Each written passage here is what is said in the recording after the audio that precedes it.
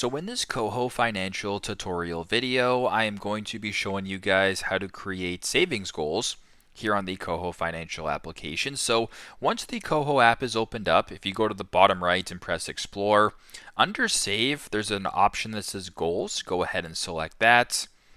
Once you're on this page right here, you can go ahead and view the entirety of your savings as well as the interest you're earning, the roundups, and the vault. So it's a good way to see all the different ways you're accumulating money and saving that money. So you can see how much money you have in regards to roundups that you're saving, how much money you've stashed away in your vault, and how much interest you've accrued just by having your money in here. So if you were to go down to where it says My Savings Goals right here, go ahead and press on the purple plus.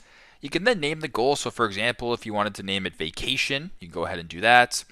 And then you can see how much you want to save. So if your goal for vacation is $1,000, you type in 1,000, then press next. And then it's going to ask you, when do you want the money by? So you can go ahead, I want to save $1,000 by, and you can go ahead and select a week. So if you wanted to go month right here, every month, you can go ahead and add $100 every month.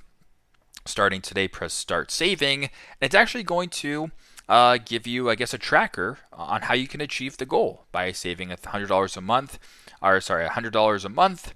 You'll be able to reach this goal, in this case, in 10 months. So pretty neat, pretty cool, pretty straightforward, but that is how you guys can create savings goals on KOHO Financial. Thanks again for watching, and I hope this video helps.